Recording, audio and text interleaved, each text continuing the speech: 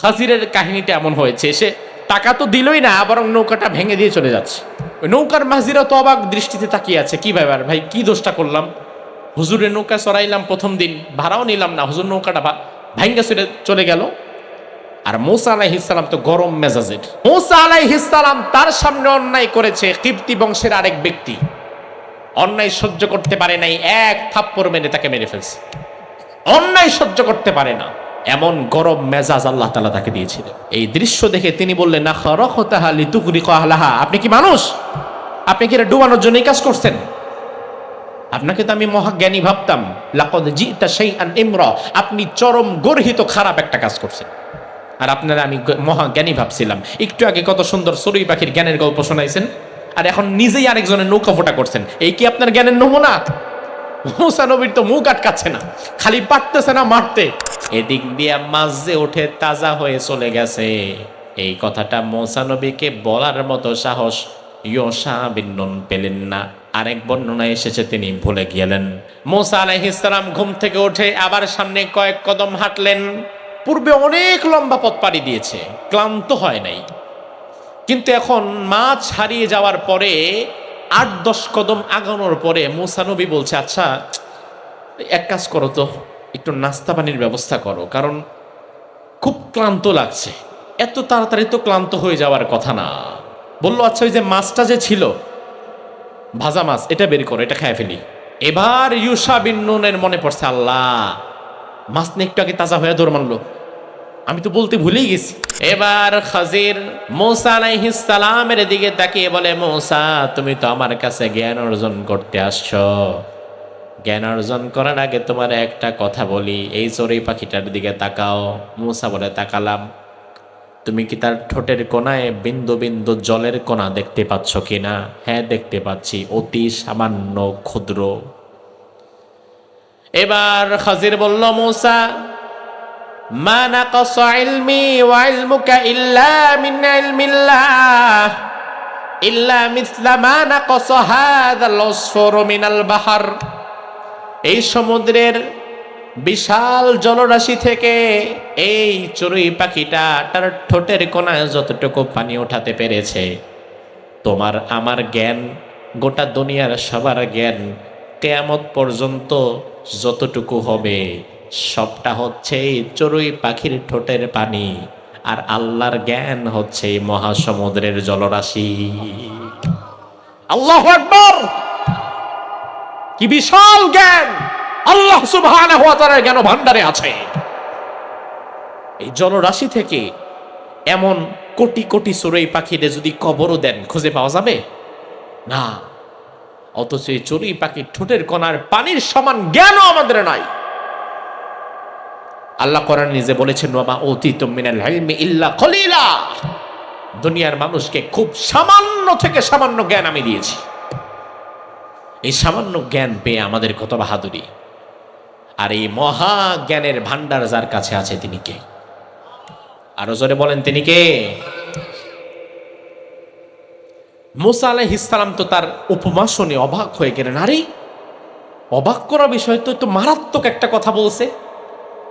মূসা আলাইহিস সালাম মনে মনে ভাবলেন, যাক, ভালোই একটা জ্ঞানী রে পাইছি এবার, মাশাআল্লাহ, তার থেকে অনেক জ্ঞান অর্জন করা যাবে। লেগে থাকি, দেখি আর কি কি বলে, কি কি করে। সহিহ বুখারীর 122 নম্বর হাদিস, ক্বামা মূসা নবিয়্যু খতীবান ফি বনি ইসরাঈল ফাসুইলা আইয়ুন নাসি আলাম। মূসা আলাইহিস সালাম একদিন বনি ইসরাঈলের এমন হাজার হাজার মানুষের সামনে দাঁড়িয়ে এত সুন্দর কিছু কথা বললেন, ওয়াজ করলেন, খুতবা দিলেন, ভাষণ দিলেন, মাউইযাতান বালিগাহ, প্রজ্ঞাদীপ্ত ভাষণ। মূসা আলাইহিস সালামের কথা শুনে উপস্থিত লোকেরা তন্ময় হয়ে তাকিয়ে রইল। উপস্থিত লোকদের মধ্য থেকে হঠাৎ একজন হাত তুলে বলল, ও আল্লাহর পয়গম্বর মূসা, এত সুন্দর ভাষায় আপনি আজকে আমাদের কথা বললেন, ভাষণ দিলেন, জ্ঞান বিতরণ করলেন। এত জ্ঞানপূর্ণ কথা আরো কার কাছ থেকে আমরা কোনোদিন শুনি নাই। তাইলে আমার তো মনে হয় এই জামানার সর্বশ্রেষ্ঠ জ্ঞানী আপনি। মুসা আলাইহিস সালাম বললেন, হ্যাঁ, এই জামানার সর্বশ্রেষ্ঠ জ্ঞানী আমি। মুসা নবীর উত্তরটি ভুল ছিল না, তার কারণ যেই জামানায় আল্লাহ তাআলা নবুয়তের দায়িত্ব যাকে দেন, ওই জামানার সর্বশ্রেষ্ঠ জ্ঞানী তিনি থাকেন। মুসা আলাইহিস সালাম চিন্তা করলেন, আসলেই তো আমার চাইতে বড় জ্ঞানী এই জামানায় আর কে আছে? ফাআতাবাল্লাহু আলাইহি ইল্লাম ইয়ারুদ্দাল ইলমা ইলাইহি। আল্লাহ রাব্বুল আলামিন মুসা যে নিজের দাবি করেছেন আমি সর্বশ্রেষ্ঠ জ্ঞানী, এই জবাবটা আল্লাহর পছন্দ হলো না। এজন্য আল্লাহ তাআলা নবী মুসাকে সতর্ক করার জন্য মুসা নবীর চাইতে বড় আরেক জ্ঞানীর সন্ধান মুসা নবীকে দেখায়া দিলেন। আমার ভাইরা, মূল বিষয় হচ্ছে মুসা নবী যে নিজেকে সবচেয়ে বড় জ্ঞানী দাবি করেছে, এটা কিন্তু দোষণীয় কোনো বিষয় ছিল না। কিন্তু নবুয়ত যাদেরকে আল্লাহ দিয়েছেন, নবী আলাইহিমুস সালামদেরকে আল্লাহ তাআলা এত বেশি মাহফুজ রেখেছেন, আপনার আমার জন্য যেটা ভুল নয় এমন কোনো কাজও যদি নবীরা কখনো করে ফেলে, আল্লাহ তাআলা সেখানেও কোনো ছাড় দেন নাই।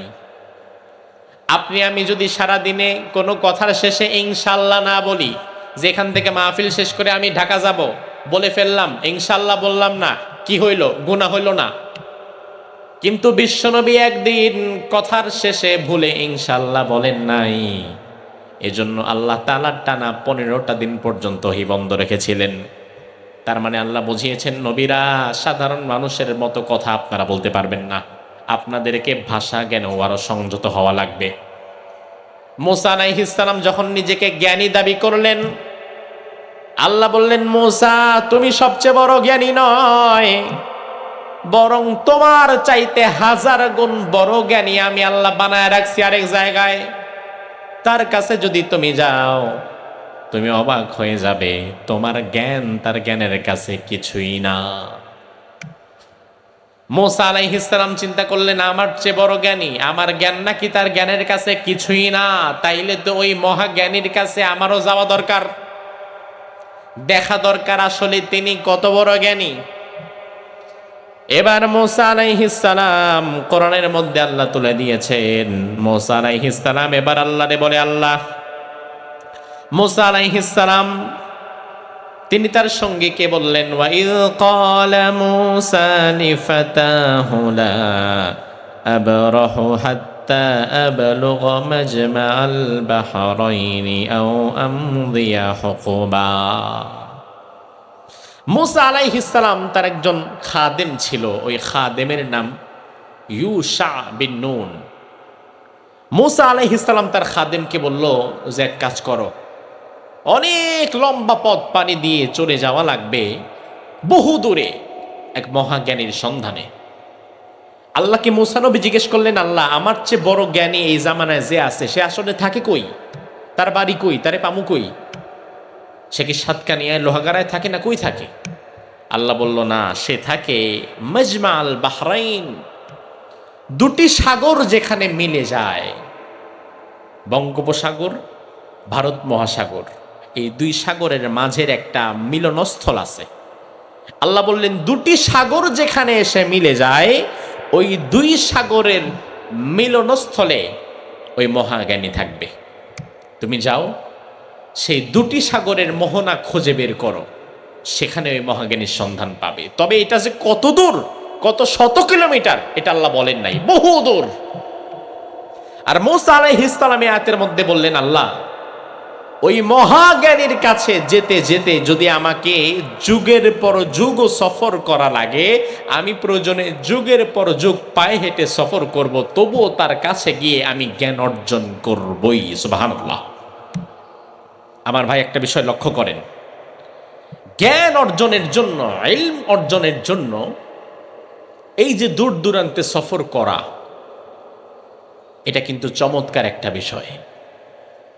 জ্ঞান অর্জনের জন্য দূর দূরান্তে সফর করা, যদিও বাংলাদেশে স্কুল কলেজের দেয়ালে একটা কমন কথা লিখা দেখবেন যে শিক্ষার জন্য সুদূর কোন দেশে যাও, কয়না, চীন দেশে যাও, নিচে লেখা থাকে ব্র্যাকেটে আল হাদিস, উতলুবুল ইলম ওয়ালাউ কানা বিসসিন, আরবিও বানাইছে। অথচ রাসূলুল্লাহ তার জীবদ্দশায় এমন কোন হাদিস বলেন নাই শিক্ষার জন্য চীন দেশে যাও, এটা আল হাদিস না, এটা জাল হাদিস, এটা বানোয়াট কথা।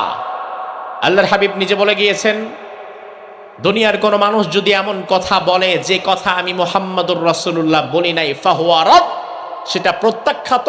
আরেক বর্ণনায় বলেছেন, ফালইয়াতাবাওয়া মাকাদাহু মিনান নার, কেউ যদি আমি নবীর নামে বানোয়াট কোনো মিথ্যা কথা বলে চালায়া দেয়, নিজে বলছে অথচ বলার পরে বলে আল হাদিস, রাসূল বলেছেন, রাসূল বলেন সে যেন তার জায়গাটা জাহান্নাম বানিয়ে নেয়।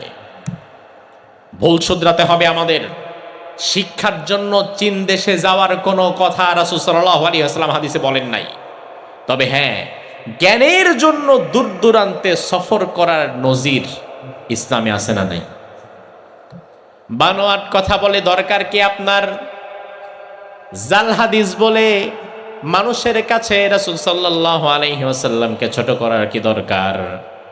আপনি মূসা নবীর ঘটনা দেখেন, মূসা আলাইহিস সালাম নিজে বলেছেন, জ্ঞানের জন্য দরকার হলে আমি যুগের পর যুগ সফর করব। এটা তো আপনার একটা দলিল হতে পারে। আবার কায়েস ইবনে কাসির রাহিমাহুল্লাহ থেকে হাদিস বর্ণিত হয়েছে, কাদিমা রাজুলুম মিনাল মাদিনা হালা আবি দারদা ওয়া হুয়া বিদামেশক। আবু দারদা রাদিয়াল্লাহু আনহু বিশ্বনবীর বিখ্যাত সাহাবী, রাসূলুল্লাহর ইন্তেকালের পরে তিনি দামেশকে চলে গেলেন। দামেশক হচ্ছে মদিনা থেকে 1300 কিলোমিটার পথ। মদিনা থেকে দামেশক 1300 কিলোমিটার। একজন ব্যক্তি শুনতে পেয়েছে আবু দারদার কাছে রাসূল সাল্লাল্লাহু আলাইহি ওয়াসাল্লামের একটা হাদিস আছে। ওই ব্যক্তির বসবাস ছিল মদিনাতে, আর আবু দারদা তখন ছিল দামেশকে। 1300 কিলোমিটার ডিস্টেন্স দুইজনের মাঝে। ওই লোকটা যখন শুনতে পেয়েছে যে আবু দারদার কাছে রাসূলের একটা হাদিস আছে, একটা হাদিস মাত্র জানার জন্য এই ব্যক্তি মদিনা থেকে পায়ে হেঁটে হেঁটে হেঁটে হেঁটে 1300 কিলোমিটার পথ পাড়ি দিয়ে দামেশকে চলে গিয়েছিলেন। আবু দারদা রাদিয়াল্লাহু আনহু তাকে দেখে বললেন, আমা জিতা লিহাজা, তুমি কি অন্য কোনো দরকারে আসো নাই? বলে না। আবু দারদা বললেন, আমা কাদিমতা লিতিজারা, তুমি কি ব্যবসার জন্য আসো নাই? বলে না। তাহলে কেন এসেছো? 1300 কিলোমিটার কেন এসেছো তুমি? ওই ব্যক্তি বললেন, 1300 কিলোমিটার এসেছি শুধুমাত্র এই কারণে যে আমি শুনেছি আপনার কাছে রাসূলের একটা হাদিস আছে, ওই একটা হাদিসের জ্ঞান অর্জনের জন্য আমি 1300 কিলোমিটার পাড়ি দিয়েছি। সুবহানাল্লাহ কি ভাষা দিয়ে বলবেন? একটা হাদিস জানার জন্য 1300 কিলোমিটার পাড়ি দিয়েছে। আপনি ঘর থেকে 2 পা ফেললে একদিনের মাহফিলে একটা হাদিস শুনেন, অসংখ্য হাদিস শুনেন, এটা আপনার জন্য বিশাল নিয়ামত। সাহাবায়ে কেরাম রিজওয়ানুল্লাহি আলাইহিম আজমাইন কষ্ট করে করে ইসলামকে এই পর্যন্ত এনে দিয়েছে যেখানে আপনি 1 ঘন্টা কথা শুনলে মিনিমাম 10টা হাদিস শুনতে পারবেন। আর তারা একটা হাদিসের জন্য 1300 কিলোমিটার পথ পাড়ি দিয়ে ফেলছে। তাইলে জ্ঞানের জন্য দূর দূরান্তে সফর করার মধ্যে ফায়দা আছে না নাই? এবার আবু দারদা বললেন, ভাই এত কষ্ট করে যেহেতু তুমি এসেছো, আমার কাছে একটা হাদিসই আছে, ওটা আমি তোমারে জানায়া দেই। ওই হাদিসটা হচ্ছে বিশ্বনবীর জবান থেকে আমি আবু দারদা শুনেছি। আল্লাহর হাবিব বলেছেন, মান সালাকা তরিকাই ইয়ালতামিসু ফিহি ইলমান সাহালাল্লাহু লাহু তরিকান ইলাল জান্নাহ। আল্লাহর হাবিব বলেন, জ্ঞান অর্জনের জন্য, কোরআন হাদিসের জ্ঞান অর্জনের জন্য যেভাবে আপনারা বসে আছেন এখানে ঘর থেকে এসে, কারো বাড়ি হয়তো এখান থেকে 1/2 কিলোমিটার দূরে, কারো বাড়ি হয়তো 300 মিটার দূরে, কারো বাড়ি হয়তো 2-4 কদম ফেলে এখানে আসতে হয়েছে, কারো হয়তো 10 মিনিট 15 মিনিট 20 মিনিট লাগবে।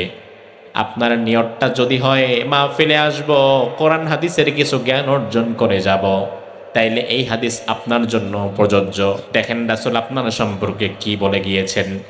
আল্লাহর হাবিব বলেন, আমার কোন উম্মত যদি কোরআন হাদিসের জ্ঞান অর্জনের জন্য রাস্তার মধ্যে পা ফেলে, রাস্তা আগায়, তার সাথে সাথে আল্লাহ তাআলা ওই বান্দার জন্য জান্নাতের রাস্তাটাও সহজ করে দেয়।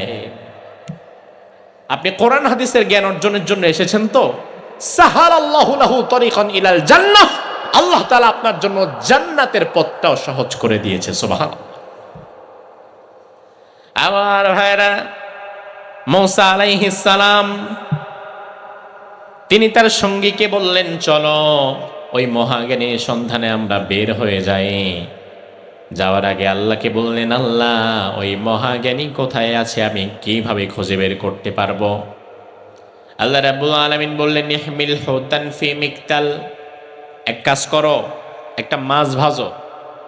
কি মাছ? একটা মাছ ভেজে এটাকে ফ্রাই করো, মাছ ভেজে ফেলো। মাছ ভেজে এটাকে একটা বক্সের মধ্যে নাও, বাটির মধ্যে নাও।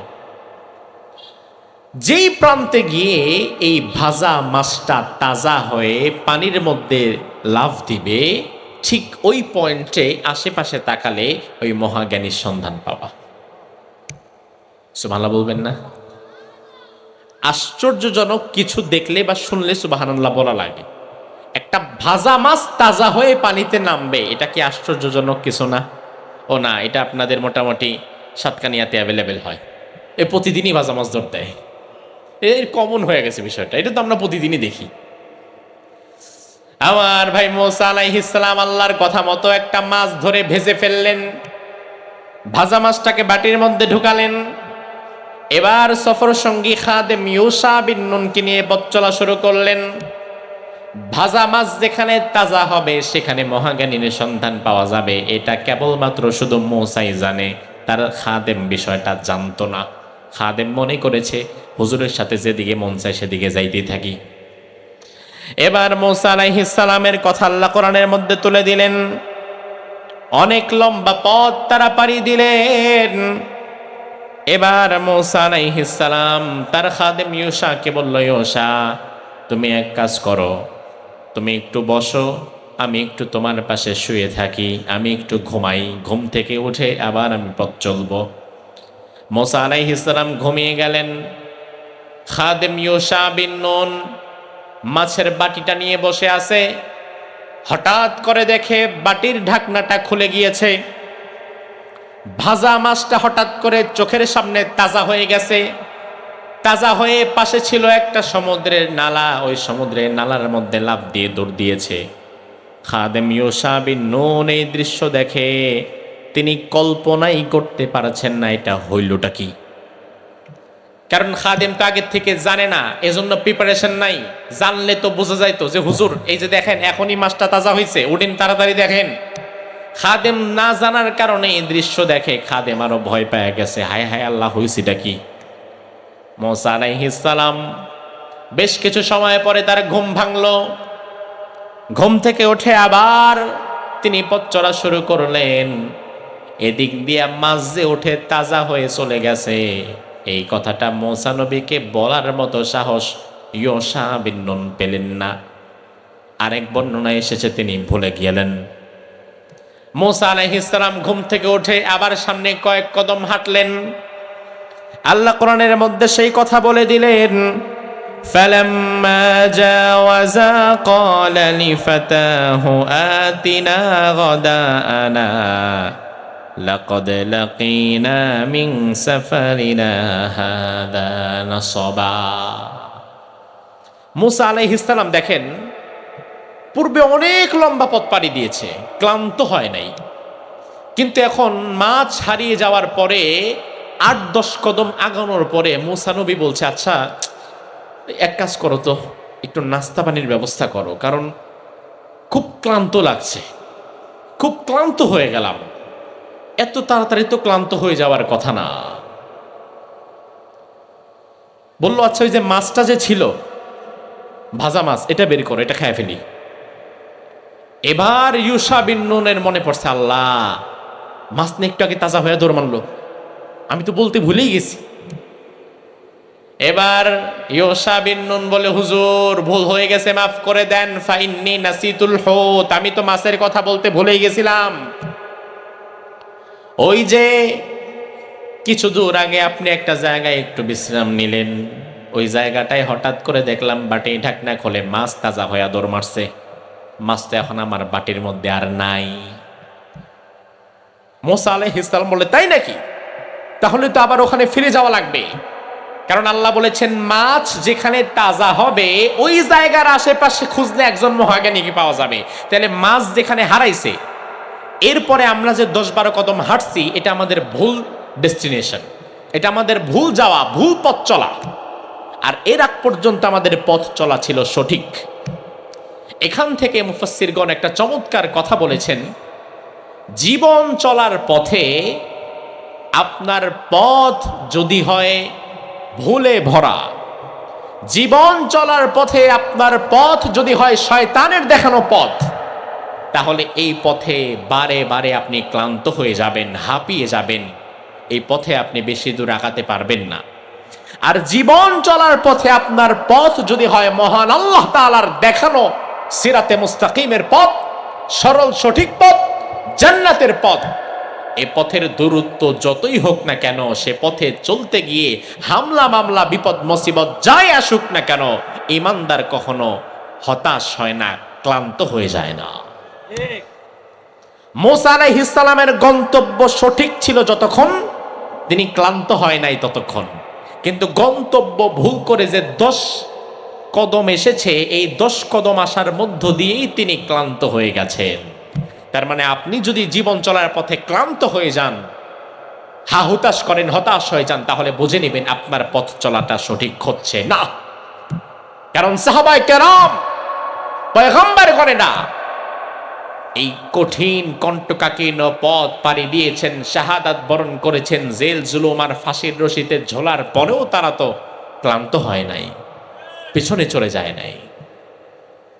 মূসা আলাইহিস সালাম বলে, এক কাজ করো, আমাদের পদচিহ্ন যেটা আছে, এই পায়ের চিহ্ন ধরে ধরে ঠিক যেখানে আমরা থামছিলাম বিশ্রামের জন্য, মাছটা যেখানে হারিয়ে গেল, মাছ যেখানে তাজা হয়ে গেল, আমরা ঠিক সেখানেই যাব এখন। এবার মূসা আলাইহিস সালাম এবং তার সফর সঙ্গী ওশা ফারতাদ্দা আলা আসানিহিমা কসাসা, তারা নিজেদের পদচিহ্ন দেখে দেখে আবার পিছনের দিকে চলে আসতে লাগলেন। আল্লাহ রাব্বুল আলামিন কোরআনের মধ্যে বলেন, ফাওয়াজাদা আবদাম মিন ইবাদিনা আতাইনাহু রাহমাতাম মিন ইনদিনা ওয়া আল্লামনাহু মিন লাদুন্না ইলমা। মূসা আলাইহিস সালাম মাছ যেখানে হারালো ঠিক সে জায়গাটায় যখন আসছে, সেখানে আসার পর একটু ডানে বামে ভালো করে তাকিয়ে দেখে রজুলুন মুসাজ্জা বিসাউব, অর্থাৎ এক ব্যক্তি শুয়ে আছে, তার উপরে একটা চাদর দিয়ে তার মুখটা ঢাকা, মুখ ঢেকে এক ব্যক্তি শুয়ে আছে। মূসা আলাইহিস সালাম তার কাছে গেলেন, অপরিচিত মানুষ। তার কাছে গিয়ে মূসা আলাইহিস সালাম সর্বপ্রথম সালাম দিয়ে দিলেন। কি দিলেন? জোরে কোন? আল্লাহর হাবিব হাদিসের মধ্যে বলেছেন, আইয়ুহান নাস আফশুস সালাম ওয়া তাইমুত তাআম ওয়াসিলুল আরহাম সাল্লু বিল্লাইলি ওয়ান নাসু নিয়াম তাদখুলুল জান্নাতা বিসালাম। ও দুনিয়ার মানুষ, একে অপরকে সালাম দাও, একে অপরকে খাবার খাওয়াও, আত্মীয়তার সম্পর্ককে জোড়া লাগাও। রাতের বেলায় মানুষ যখন ঘুমিয়ে থাকে তখন তাহাজ্জুদের নামাজে দাঁড়িয়ে যাও। এই 4টা কাজ যারা করবে, আল্লাহর জান্নাত আল্লাহ তাদের দান করে দিবেন। সুবহানাল্লাহ বলবেন না? 4টা কাজ করবেন, আল্লাহ তাআলা তার জান্নাত দান করে দিবেন। মূসা আলাইহিস সালাম গিয়ে সালাম দিয়ে দিলেন। চাদরটা সরানো হলো না, চাদরটা সেভাবে মুখের উপরেই আছে। অপর প্রান্ত থেকে সেই শুয়ে থাকা ব্যক্তিটি হঠাৎ বলে উঠল, বিআন্না আরদিকা সালাম, এই জমিনে আবার সালাম দিল কে আমাকে? মূসা আলাইহিস সালাম বললেন, আনা মূসা, আমার নাম মূসা। চাদরের ওপাশ থেকে আওয়াজ এলো, আনতা মূসা মিন বানি ইসরাইল, তুমি কি বানি ইসরাইলের সেই মূসা আমার কাছে যার আসার কথা ছিল? সুবহানাল্লাহ বলবেন না? আচ্ছা, বানি ইসরাইলের উনি মূসা, তার যে এখানে আসার কথা, এটা এই ব্যক্তি জানলো কিভাবে? হোয়াটসঅ্যাপে মেসেজ দিছিল না ফোন করে বলছিল? যে ভাই আমি এত দূর আসছি, আমার রিসিভ করবেন কোত্থেকে? এই ভাই এ মাছ তো হারাই গেছে, আপনি কই? মূসা আলাইহিস সালাম অবাক হয়ে গেলেন, আরে আপনি আমার নামও জানেন, আমাকে চেনেন? এবার চাদরটা তোলা হলো, ওই ব্যক্তি মূসা আলাইহিস সালামের সামনে দাঁড়ালেন। ওই ব্যক্তিটির নাম বাংলাদেশে আমরা বহুল প্রচলিত মশহুর, বাংলাদেশে যে নামে আমরা তাকে চিনি সেটা হচ্ছে খিজির। কি নাম? কথা কন না। খিজির আলাইহিস সালাম। তবে হাদিসের বর্ণনায় তার নাম পাওয়া যায় মূলত খজির।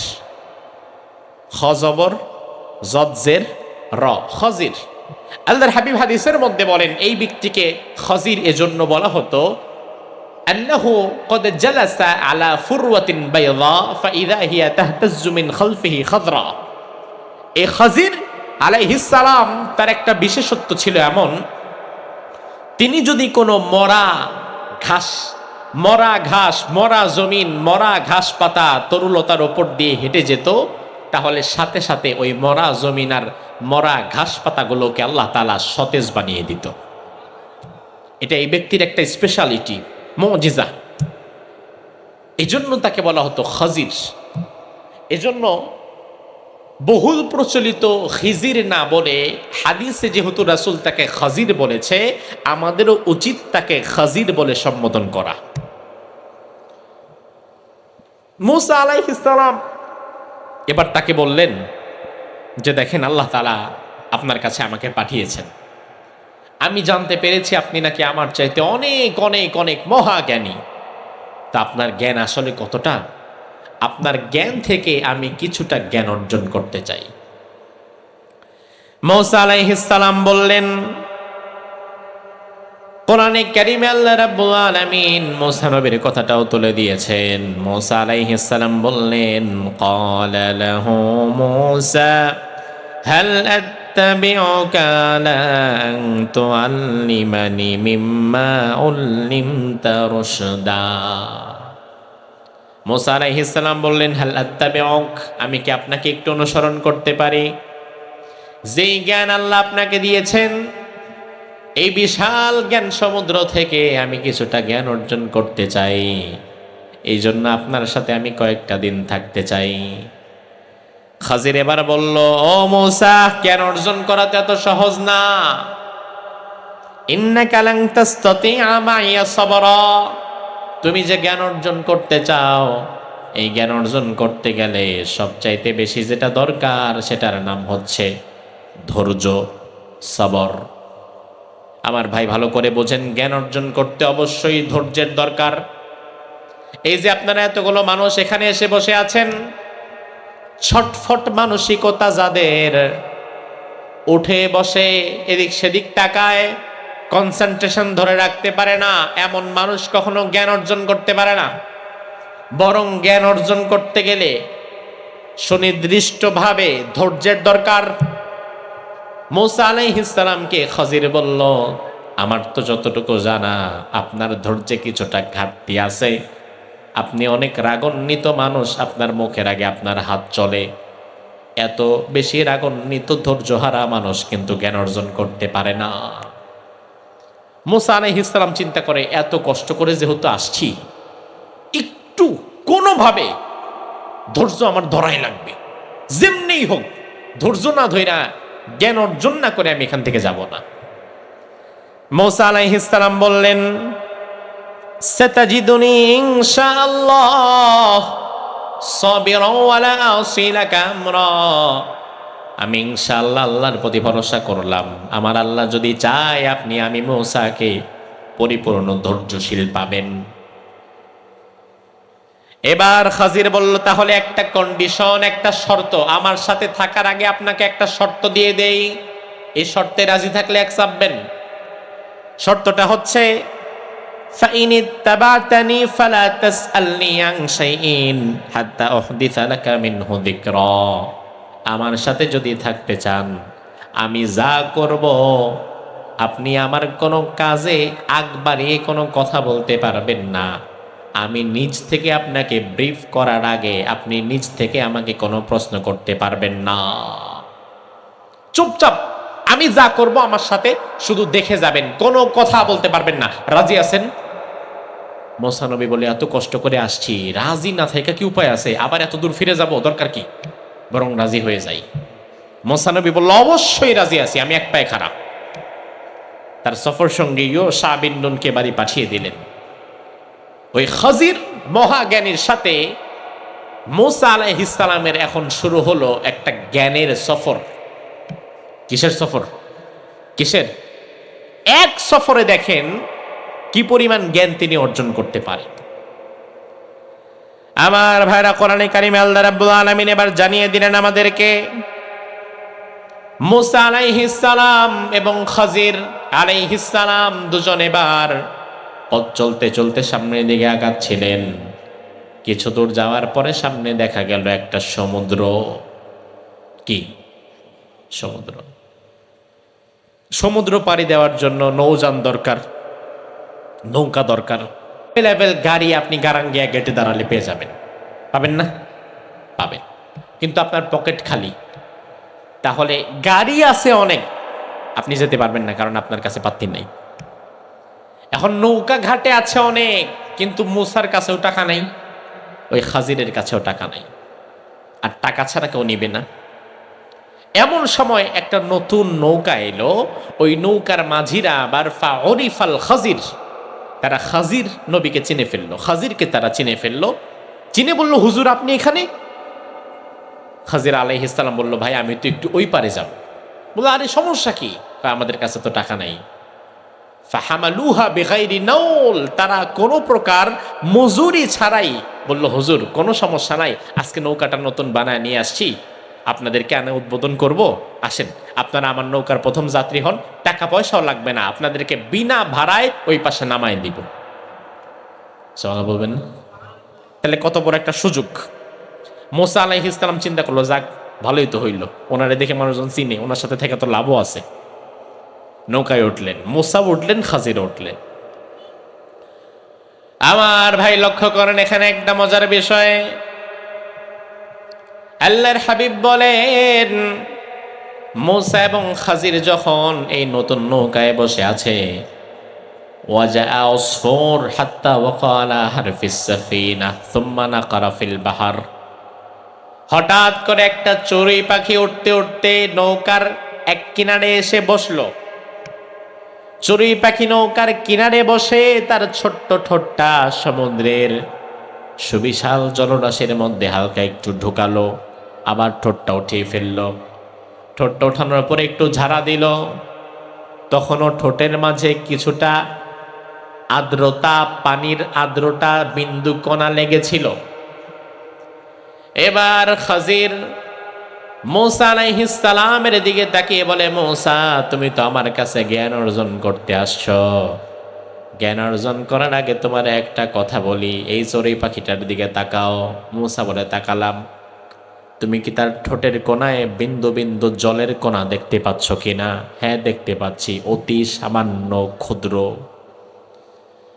এবার খাজির বলল, মুসা মা নাকাসা ইলমি ওয়া ইলমুকা ইল্লা মিন ইলমিল্লাহ ইল্লা মিসলা মা নাকাসা হাযাল উসফুরু মিনাল বাহর, এই সমুদ্রের বিশাল জলরাশি থেকে এই চড়ুই পাখিটা তার ঠোঁটের কোণায় যতটুকু পানি ওঠাতে পেরেছে, তোমার আমার জ্ঞান, গোটা দুনিয়ার সবার জ্ঞান কিয়ামত পর্যন্ত যতটুকু হবে সবটা হচ্ছে এই চড়ুই পাখির ঠোঁটের পানি, আর আল্লাহর জ্ঞান হচ্ছে এই মহাসমুদ্রের জলরাশি।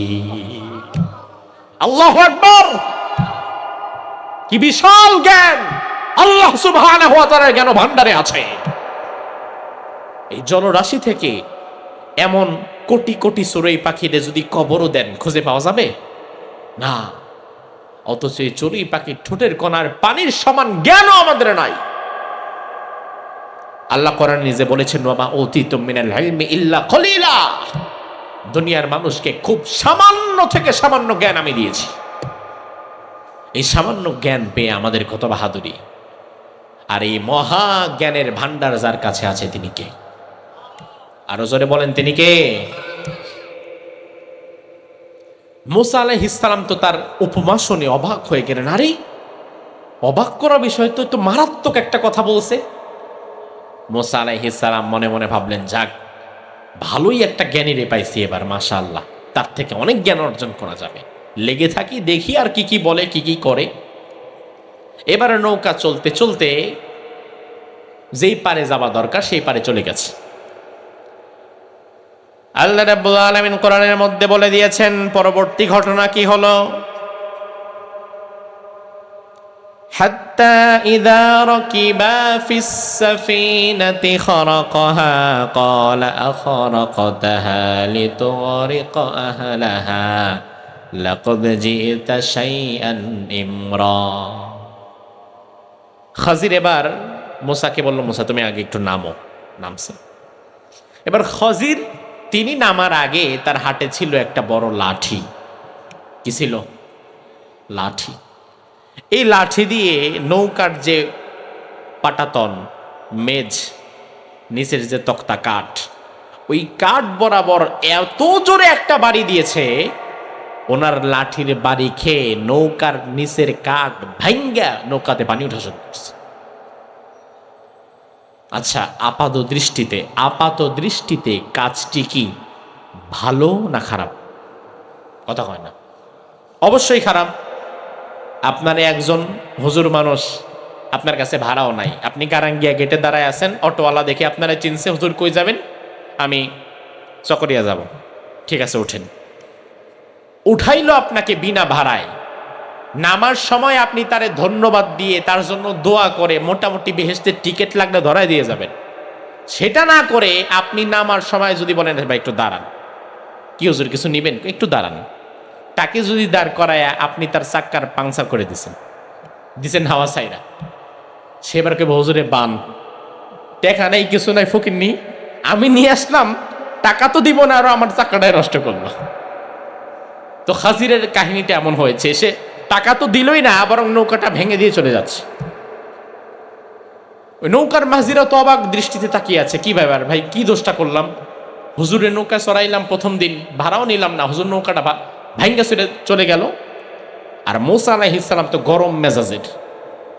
মুসা আলাইহিস সালাম তার সামনে অন্যায় করেছে, কিপ্তি বংশের আরেক ব্যক্তি অন্যায় সহ্য করতে পারে নাই, এক থাপ্পড় মেরে তাকে মেরে ফেলছে। অন্যায় সহ্য করতে পারে না, এমন গরম মেজাজ আল্লাহ তাআলা তাকে দিয়েছিলেন। আসলে এমন জালালি মেজাজের কিছু মানুষও সমাজে থাকা দরকার।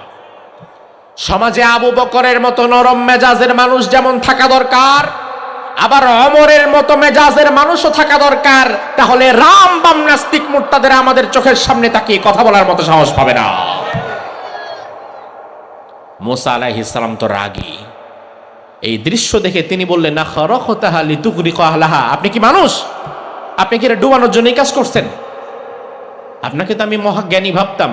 লাকাদ জি'তা শাইআন ইমরা, আপনি চরম গর্হিত খারাপ একটা কাজ করছেন, আর আপনারা আমি মহাজ্ঞানী ভাবছিলাম। একটু আগে কত সুন্দর চড়ুই পাখির জ্ঞানের গল্প শোনাইছেন, আর এখন নিজেই আরেকজনের নৌকা ফোটা করছেন। এই কি আপনার জ্ঞানের নমুনা?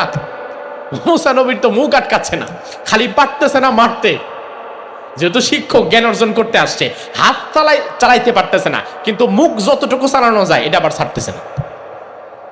এবার খাজির বলল, এই থামো, তোমার কথা হয়েছে, আর কথা কি হবে, আপনি কাজটা কি করছেন?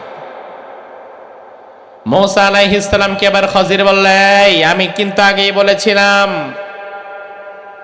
আমি আগেই তোমারে বারবার বলেছিলাম, আলাম আকুল ইন্নাকা লান তাসতাতিয়া মাইয়া সাবরা, তুমি আমার সঙ্গে ধৈর্য ধরতে পারবা না, এটা কি আমি তোমাকে বলি নাই?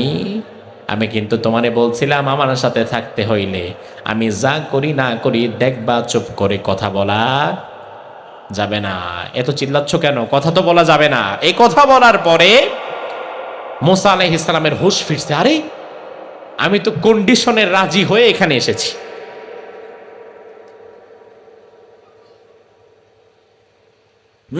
আমি তো শর্ত মেনেই তো তার সাথে এসেছি। এবার মুসা আলাইহিস সালাম বললেন, লা তুআখিযনি বিমা নাসিতু ওয়া লা তুরহিকনি মিন আমরি উসরা। আমার ভুলগুলোকে এত কঠিনভাবে ধরবেন না, আমার জন্য একটু সহজ করে দেন, আমি আর কোনো প্রশ্ন আপনাকে করব না। একটা প্রশ্ন ভুলে করে ফেলছি, জান, আমি আর প্রশ্ন আপনাকে করব না, আপনি যা করবেন আমি শুধু দেখে যাব। এবার খাজির এবং মূসা পথ চলতে চলতে এক খোলা মাঠের পাশ দিয়ে যাচ্ছে। সেখানে একজন বালক ইয়ালআবু মাআল গিলমান, সে এলাকার আরো কিছু বাচ্চাদের সাথে খেলছে। বিকেলবেলা আপনাদের গ্রামের একটা মাঠ, 10-15টা বাচ্চা একসাথে খেলাধুলা করছে। তো খাজির এমন একটা মাঠের পাশ দিয়ে যাওয়ার সময় কিছু বাচ্চাকে খেলাধুলা করতে দেখলো। সেখান থেকে এক বাচ্চাকে ডাক দিল, এই এদিকে আসো তো বাবা, এদিকে আসো। আসছে। খাজির সাথে সাথে তার কোমর থেকে একটা ছোট্ট চাকু বের করে এই বাচ্চাটার গলা কেটে দিল। গলা কেটে দিল, সে বাচ্চাটা এখানে ছটফট করতে করতে মরে গেল। আচ্ছা, বিষয়টা কি খুব নেকির কাজ হয়েছে না? আপাত দৃষ্টিতে কি মনে হয়? খুব বিশাল সবের কাজ করে ফেলছে নাকি? বরং জঘন্য গর্হিত একটা কাজ। মূসা নবীর এমনিতেই মেজাজ খারাপ, যে আগের বার করছে নৌকা ফুটা, আবার এখন এসে এক বাচ্চার গলা কেটে ফেলছে। এই দৃশ্য দেখার পরে মূসা নবী কেমনে চুপ থাকবে? এবার মূসা আলাইহিস সালাম, আল্লাহ রাব্বুল আলামিন কোরআনের মধ্যে মূসা নবীর কথাগুলো তুলে দিয়েছেন।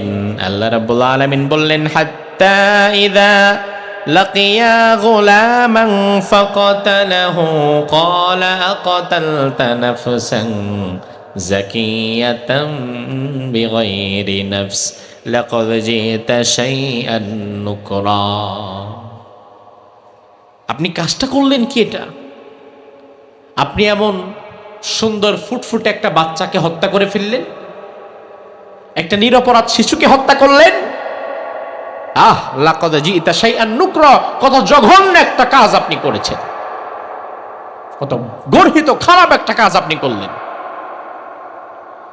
এবার খাজির আবার বলল, শোনো মূসা, আলাম আকুল লাকা ইন্নাকা লান তাসতাতিয়া মাইয়া সাবরা। ও মূসা, আমি কি তোমারে বলি নাই তুমি আমার সঙ্গে ধৈর্য ধারণ করতে পারবে না? বারবার তুমি কথা বলছো, তবে তোমার কিন্তু কোনো কথা বলা নিষেধ ছিল, তুমি কি ভুলে গিয়েছো নাকি? মূসা আলাইহিস সালাম এবার বললেন, ইন সাআলতুকা আন শাইইন বাদাহা ফালা তুসাহিবিনি কদ বালাগতা মিন লাদুন্নি উযরা। আমার ভুল হয়েছে, আবার আমি আপনার কাছে ক্ষমা প্রার্থী, আমার ভুলটা ক্ষমা সুন্দর দৃষ্টিতে দেখবেন। আমি যদি আবার নতুনভাবে কোনো প্রশ্ন আপনাকে করে ফেলি, আপনার কোনো কাজের মধ্যে যদি আমি কোনো কথা বলে ফেলি, তাইলে আপনি আর আপনার সাথে আমাকে রাইখেন না, আমারে বাদ দিয়ে দিয়েন। তবে আমাকে আরেকটা বার সুযোগ দেন, আমি এইবার আর কোনো কথা বলবো না। প্রতিবারই বলে যে আমি এবার কথা বলবো না, কিন্তু এমন এমন কাজ দেখে, যেই কাজ দেখার পরে আর চুপ করে বসে থাকা যায় না। এবার মূসা আলাইহিস সালাম এবং খাজির দুজন পথ চলতে চলতে একটা গ্রামে ঢুকলেন। ওই গ্রামের মানুষেরা আল্লাহর রহমতে এমন কিপটা, কাউনে এক গ্লাস পানিও খাওয়ায় না। মূসা আলাইহিস সালাম বললেন, গ্রামের বাসিন্দাদের কাছে তিনি খাবার চাইলেন, আমরা অসহায় মুসাফির এখানে এসেছি, আমাদেরকে একটু খাবার পানি দেওয়া যাবে কিনা? কেউ খাবারও দেয় না, পানিও দেয় না। মূসা নবীর এমনি এলাকাবাসীর উপরে মেজাজ খারাপ, এলাকাবাসীর লোকেরা ভালো না, সুবিধার না, এক ঢুক পানিও তারা খাওয়ায় না। এলাকা তাড়াতাড়ি পরিত্যাগ করা লাগবে, ভালো মানুষের এলাকায় যাওয়া লাগবে। এমন সময় খাজির বলল, একটু দাঁড়াও, এই এলাকার মধ্যে এই যে ঘরটা দেখছো, এই যে দেয়ালটা হেলে পড়ে গেছে, আমি আর তুমি একটু কাজ করে এই দেয়ালটাকে এখন একটু দাঁড় করায় দিব, আসো। মূসা কয়, না, এমনি এমনি দিব না, আগে দেন, দেয়াল ঠিক করে দিলে কয় টাকা দিব? কারণ খাবার খাওয়া লাগবো, খাবার ছাড়া কাজ করা যাবে না। খাজির বলে, আরে কাজটা করে দেই। কয়, না, খাবার ছাড়া কোনো কাজ নাই, কারণ যারা খাবার দেয় না, কৃপণ কিপটা মানুষ, এদের আবার কাজ কি করব আমরা? মূসা আলাইহিস সালাম তবুও খাজিরের সাথে একটা ভাঙা দেয়াল মেরামত করে দিলেন। ভাঙা দেয়ালটা মেরামত করে দেওয়ার পরে এবার খজির মূসা আলাইহিস সালামকে বললেন, ও মূসা শোনো, হাদা ফিরাকু বাইনি ওয়া বাইনিক, তোমার মধ্যে আর আমার মধ্যে এটাই শেষ। হাদা ফিরাকু বাইনি ওয়া বাইনিক, তোমার আর আমার মধ্যে সফর এখানে শেষ করা দরকার। তার কারণ তুমি আমাকে বলেছিলে তুমি আর কোনো কথা আমার কাজের ভেতরে বলবা না, কিন্তু আমি যে এই যে দেয়ালটা ঠিক করে দিলাম, এই দেয়ালটা ঠিক করতেও তুমি রাজি হও নাই, এখানেও তুমি কথা বলেছো। তুমি বারবার আমাকে বলেছো লাউ শি'তা লাত্তাখাযতা আলাইহি আজরা, দেওয়াল ঠিক করার বিনিময়ে যদি আমরা কিছু টাকা পেতাম তাইলে খারাপ কি হইতো, আপনিও খাইতে পারতেন আমিও খাইতে পারতাম, এখন তো দুইজনে না খাওয়া। এই যে এত কথা বলছো মূসা, তার মানে তোমার মাঝে আর আমার মাঝে যেই চুক্তি ছিল এই চুক্তির মেয়াদ এখানেই শেষ। তবে এই যে স্বল্প সময় তুমি যে আমার সাথে থাকলা, এর মধ্যে তুমি যা যা দেখলা, এই বিষয়গুলোতে তোমাকে যদি আমি তার মূল হাকিকত না জানিয়ে দেই, তাহলে তুমি সারা জীবন আমার দোষী মনে করবা। যে এমন বেটার সাথে গেছিলাম, একবার দেখি নৌকা ভাঙ্গে, একবার দেখি মানুষ মারে, একবার দেখি এমনিতেই মানুষের ঘরের কাজ করে দেয়, কোনো আগামাথা নাই।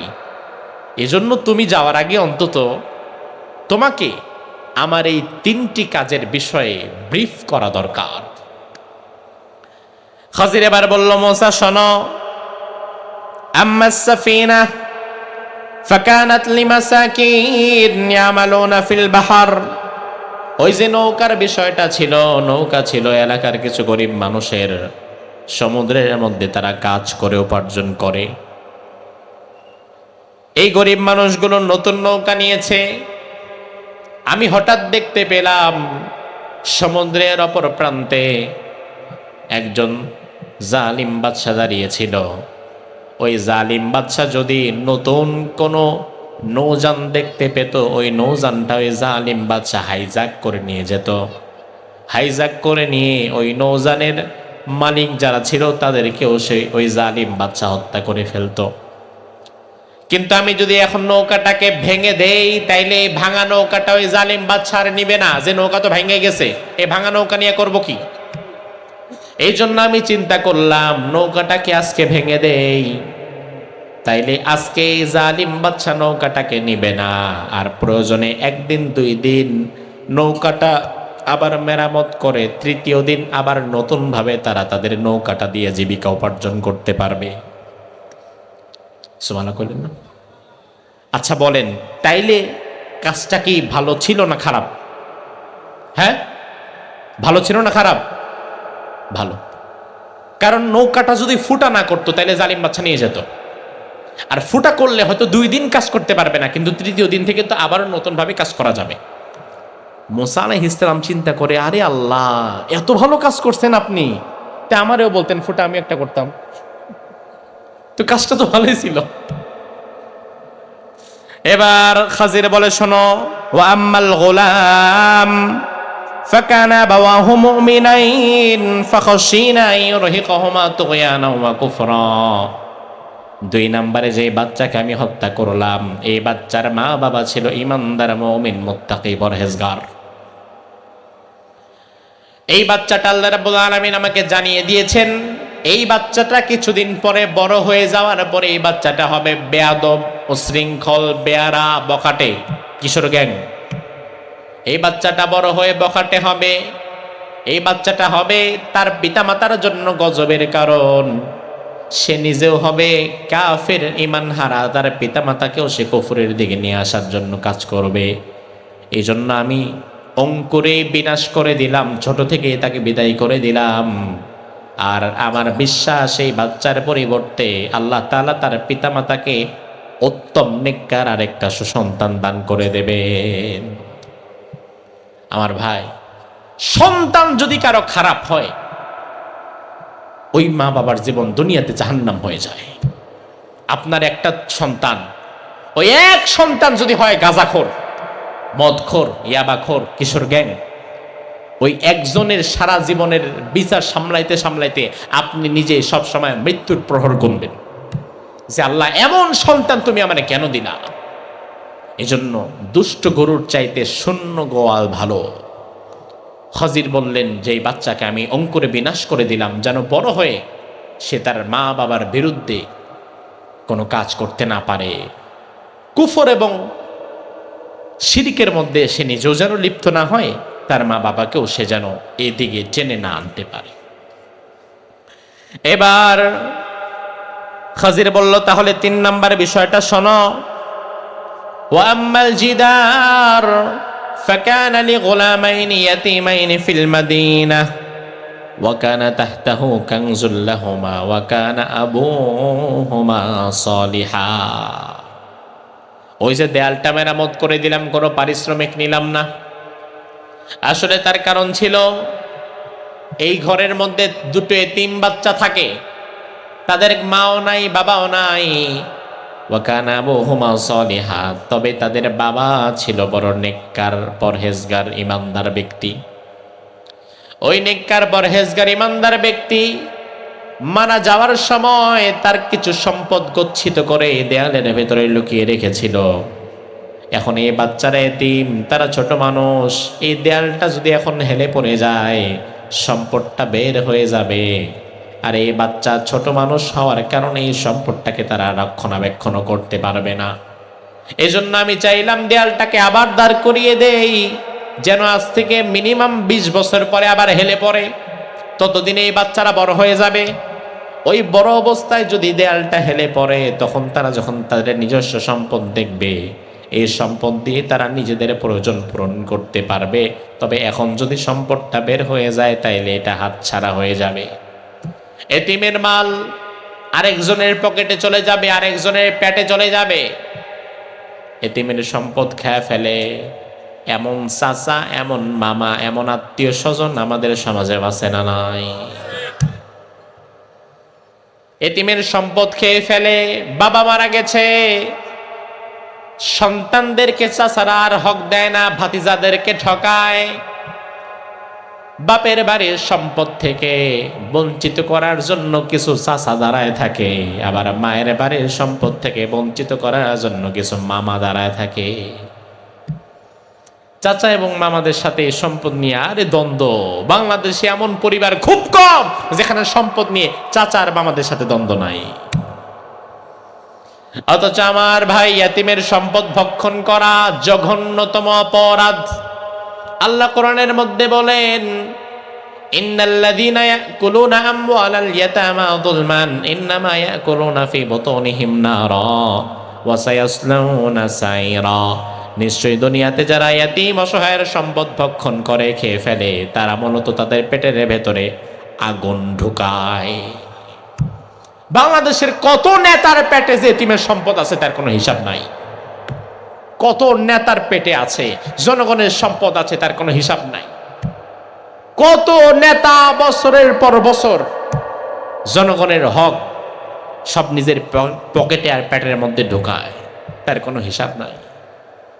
এই যে রমজান আসলে প্রতি বছর যে 350 কেজি খেজুর দেওয়া হয়, কুরবানির সময় যে এতগুলা মাংস দেওয়া হয় বা এত কিছু দেওয়া হয়, এটা এক সময় মানুষ জানতো না।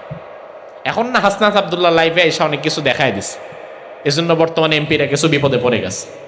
তবে আলহামদুলিল্লাহ, আল্লাহর ভয় যাদের ভেতরে আছে, আল্লাহর দরবারে পরকালে আমাকে দাঁড়াতে হবে, জবাব দিতে হবে। এই সেন্স অফ অ্যাকাউন্টেবিলিটি যাদের মধ্যে আছে, জনগণের 1000 কোটি টাকা তাদের কাছে নিরাপদ থাকবে।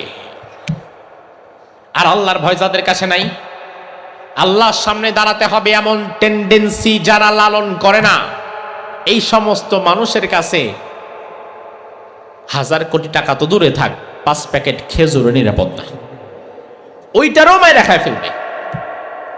তাকে যদি আপনি কাফনের কাপড় দেন, যে আপনার এলাকায় 1000 মানুষ নেন, 20টা কাফনের কাপড় দিলাম, মুর্দা ব্যক্তি যাদের অসহায়, মৃত্যুর পরে কাফনের কাপড় কেনার টাকাটাও নাই, কষ্ট হয়ে যাচ্ছে, এমন অসহায় ব্যক্তিদের জন্য 20টা কাফনের কাপড়, ওই নেতারা মাশাআল্লাহ 20টা কাফনের কাপড় খাইয়া ফেলবে। তার সামনে যদি সাহারা মরুভূমি দিয়ে দেন, ওই সাহারা মরুভূমির বালুশট ফালায় দিবে। সাহারা মরুভূমি খায়া সাহারা মরুভূমির মধ্যে বালুশট পড়ে যাবে, হারামখোর এত পরিমাণ খাবে। এজন্য আমার ভাই, ওই যে শুরুতে যে কথা বললাম, বুদ্ধি এবং জ্ঞান। বুদ্ধি আল্লাহ তাআলা সৃষ্টিগতভাবে দুনিয়ার সব প্রাণীর মাঝে কিছু না কিছু দিয়ে রেখেছেন, তবে জ্ঞান আল্লাহ সবাইকে দেন না, বরং জ্ঞান অর্জন করা লাগে। আর কোরআনের প্রথম ওয়াহী ছিল ইকরা বিইসমি রাব্বিকাল্লাযী খলাক। পড়তে হবে, জানতে হবে, জ্ঞান অর্জন করতে হবে। আমার ভাই, আমাদের সমাজে দেখবেন কিছু মানুষ আছে যারা নিজেদেরকে দাবি করে বুদ্ধিজীবী। কি জীবী? বুদ্ধিজীবী, অর্থাৎ বুদ্ধি বিক্রি করে করে খায়। অথচ আল্লাহ রাব্বুল আলামিন কোরআনে কোন জায়গায় নিজেকে বুদ্ধিজীবী দাবি করেন নাই, বরং প্রত্যেকটা জায়গায় নিজেকে আল্লাহ জ্ঞানী দাবি করেছেন। ইন্নাল্লাহা আলিমুন হাকিম, আলিমুন খাবীর, আলিমুম বিদাতিস সুদূর। তিনি মহাজ্ঞানী, মহাপরাক্রমশালী।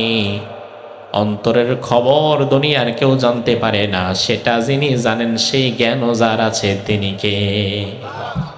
তিনি মহাজ্ঞানী। আল্লাহ তাআলা সৃষ্টিগতভাবে দুনিয়ার সব মানুষকে কিছুটা বুদ্ধি দিয়ে দুনিয়াতে পাঠিয়েছে, তবে জ্ঞান অর্জন করে নেওয়া লাগবে। বুদ্ধি আপনার মাথায় আছে, আমার মাথায় আছে। ওই যে চোর চুরি করে, ডাকাত ডাকাতি করে, কোন দিক দিয়ে তালা কাটা লাগবে, কোন দিক দিয়ে গাড়িটারে থামানো লাগবে, কোন দিক দিয়ে ডাকাতি করা লাগবে, ওই বুদ্ধি কি ডাকাতের নাই? চোর চুরি করে, চুরি করার বুদ্ধি চোরের নাই?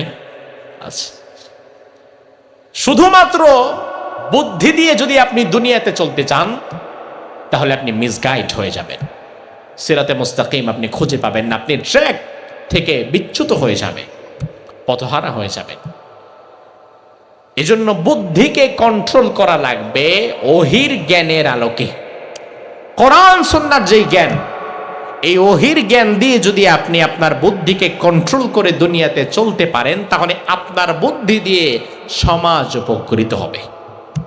আর কোরআন সুন্নাহর জ্ঞানের ভিত্তিতে যদি আপনার বুদ্ধিকে আপনি পরিচালিত করতে না পারেন, তাহলে আপনার বুদ্ধি কুবুদ্ধি হয়ে যাবে, এবং এই বুদ্ধি দিয়ে সমাজের মানুষের উপকারের চাইতে অপকার বেশি হবে, যেটা বর্তমান হচ্ছে।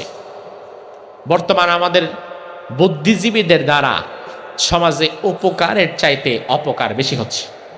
পুরা শিক্ষা ব্যবস্থা ছেড়ে দেয়া হয়েছে।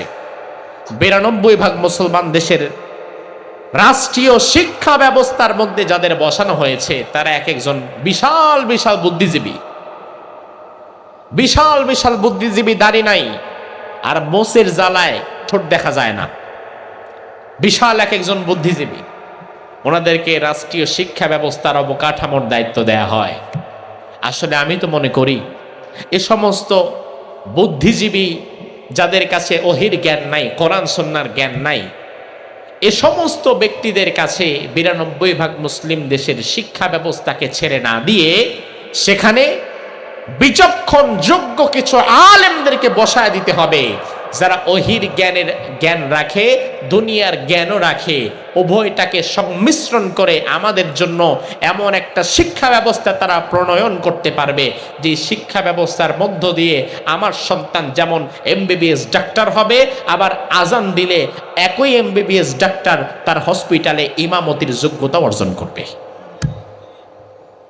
একমুখী শিক্ষা না, উভয় শিক্ষার সংমিশ্রণে তাকে যোগ্য হিসাবে গড়ে তুলতে হবে। এই জন্য আমার ভাই, আল্লাহ রাব্বুল আলামিন কোরআনে কারীমের প্রথম ওহী যেটা দিয়েছেন সেটাই ছিল ইকরা বিসমি রাব্বিকাল্লাযী খলাক। তুমি তোমার প্রভুর নামে পড়ো, তোমার প্রভুর নামে জানো, যে প্রভু, যে রব তোমাকে সৃষ্টি করেছেন। মূসা আলাইহিস সালাম যখন খাজিরের এই 3টি বিষয়ের ওয়াজাহাত শুনলেন, ব্রিফিং শুনলেন, তিনি শুনে অবাক হয়ে গেলেন যে আপনি এত মহাজ্ঞানী, এত জ্ঞানের আলোকে আপনি কাজ করতে পারেন, এটা তো আমার কল্পনাই ছিল না। আল্লাহর হাবিব সাল্লাল্লাহু আলাইহি ওয়াসাল্লাম সহিহ বুখারীর 122 নম্বর হাদিসে এই পুরো ঘটনাটি বর্ণনা করে শেষাংশে রাসূল বললেন, ইয়ারহামুল্লাহু মূসা লাওয়াদিদনা লাউ সাবার হাত্তা ইয়াকুস আলাইনা মিন আমরিহিমা। রাসূল বললেন, আরে আল্লাহ তাআলা মূসা আলাইহিস সালামের প্রতি রহম করুক। মূসা যদি আরেকটু ধৈর্যশীল হয়ে খজিরের সাথে আর 2-1টা দিন বেশি থাকতে পারতো, তাহলে এমন আশ্চর্যজনক আরো কিছু ঘটনা আমরা আরো বেশি জানতে পারতাম। ঠিক না? কারণ মূসা আলাইহিস সালাম যতটুকু সময় থাকতে পেরেছেন, তার মাধ্যমে তিনি যে 3টি বিষয় জানতে পেরেছেন, ওই 3টি বিষয় আমাদের সামনে আছে। কিন্তু তিনি যদি আরেকটু সংযমী হতেন, ধৈর্যশীল হতেন, তাইলে আরো এমন কিছু বিষয় হয়তো খজির করতেন যেটা আমাদের কাছে এখনো অজানা। তার মানে আল্লাহ তাআলা বুঝিয়ে দিলেন, দুনিয়াতে তুমি নিজেকে মহাজ্ঞানী, সব জানতা শমশের ভেবো না, কারণ তোমার চেয়ে বড় জ্ঞানী দুনিয়াতে আল্লাহ বানিয়ে রাখতে পারেন। পারেন না? পারেন। এজন্য আমার ভাই, আজকের আলোচনার মূল প্রতিপাদ্য আমরা যেটা শিখলাম সেটা হচ্ছে, দুনিয়াতে চলতে গেলে আমাদের যে বুদ্ধি আল্লাহ তাআলা যেটা সৃষ্টিগতভাবে দিয়ে রেখেছেন, এই বুদ্ধিকে আমাদের পরিচালিত করা লাগবে ওহির জ্ঞান দিয়ে। ওই ওহির জ্ঞানের নাম হচ্ছে কোরআন। ওহির জ্ঞানের নাম কি? সবাই বলেন, কোরআন। এ কোরআনে আল্লাহ তাআলা প্রথম যে ওয়াহী নাজিল করলেন সেটাই ছিল ইকরা বিসমি রাব্বিকাল্লাযী খলাক। অথচ ইসলামের সবচেয়ে গুরুত্বপূর্ণ বিষয় ঈমান। ঈমানের আগে নামাজেরও কোনো দাম নাই, ঈমানের আগে হজেরও কোনো দাম নাই, ঈমানের আগে রোজারও কোনো দাম নাই, ঈমানের আগে জিহাদেরও কোনো দাম নাই, কোনো আমলের কোনো দাম নাই। একজন সাহাবী তখনও ইসলাম গ্রহণ করেন নাই, রাজুলুন মুকান্নাউন বিল হাদিদ, আল্লাহর হাবিব লৌহ বস্ত্র যখন পরিধান করলেন, জিহাদের ময়দানে বের হবেন, এমন সময় একজন ব্যক্তি আসলেন, এসে বিশ্বনবীকে বললেন, ইয়া রাসূলুল্লাহ আউসলিমু আম মুকাতিলু, আমি দেখতে পাচ্ছি আপনি জিহাদের ময়দানের দিকে রওনা হয়ে গিয়েছেন। আমার প্রশ্ন হচ্ছে, এই মুহূর্তে আমার জন্য কোনটা করা দরকার? আমি কি আগে জিহাদ করব নাকি আমি আগে ঈমান আনব? আমার ভাই, তার মানে সাহাবায়ে কেরাম বুঝতেন ইসলাম এমন এক ধর্ম, যেই ধর্মে প্রবেশ করলে প্রয়োজনে আল্লাহর পথে জিহাদও করা লাগে। আর বর্তমানের মুসলমান সেই জিহাদকে জঙ্গিবাদের নাম দিয়া ভুলতে বসেছে। আল্লাহর হাবিব সাল্লাল্লাহু আলাইহি ওয়াসাল্লাম বললেন, আসলিম সুম্মা কাতিল, আগে ঈমান আনো এরপরে জিহাদ করো। তার কারণ ঈমান হচ্ছে একের মতো আর আমল হচ্ছে শূন্যের মতো। একটা ঠিক রেখে পাশে যদি আপনি শূন্য একটা দেন, সংখ্যা হয় 10, শূন্য যদি 2টা দেন সংখ্যা হয় 100, শূন্য যদি 3টা দেন সংখ্যা হয় কত? 1000। কিন্তু শর্ত হচ্ছে একটা ঠিক রাখা লাগবে। একটা ঠিক রেখে শূন্য যত দিবেন তত সংখ্যার মান বাড়বে। কিন্তু আপনি যদি একটা মুছে ফেলেন, সামনে কোনো এক নাই, এবার শূন্য দিতে দিতে দিতে দিতে আপনি লোহাগাড়া পর্যন্ত চলে যান, তাইলে সব শেষ মিলায় যখন হিসাব করবেন তখন হিসাব হবে কত? শূন্য শূন্যই। তার মানে ঈমান ছাড়া আমলের কোনো দাম নাই। আল্লাহ রাব্বুল আলামিন কোরআনে কারীমের মধ্যে যত আয়াতে কারিমার মধ্যে আল্লাহ কথা বলেছেন, সকল জায়গায় ঈমানটাকে আগে এনেছেন, তারপরে আমল। কিন্তু কোরআনে কারীমের প্রথম ওহী যখন নাজিল হলো, স্বাভাবিকত বলা দরকার ছিল আমিনু, তোমরা ঈমান আনো, তারপরে অন্য কথা বলো, অন্য কাজ করো। কিন্তু কোরআনে কারীমের প্রথম ওহী আল্লাহ নাজিল করলেন ঈমান আনো শব্দ দিয়ে নয়, বরং প্রথম ওহী নাজিল করলেন আল্লাহ তাআলা ইকরা, তোমরা পড়ো, তোমরা জানো, তোমরা জ্ঞান অর্জন করো। তার মানে ক্ষেত্র বিশেষ জ্ঞান অর্জন করার গুরুত্ব ঈমানের চাইতেও বেশি। কারণ জ্ঞান না থাকলে ঈমান আনার পরেও আপনি আবার ভুল পথে চলে যেতে পারেন। কোনটা শিরিক, কোনটা বিদআহ, কোনটা খেলাফে সুন্নাহ, কোনটা সুন্নাহ, এই বিষয়গুলো বুঝতে গেলেও জ্ঞানের দরকার। আমরা বলি আলহামদুলিল্লাহ।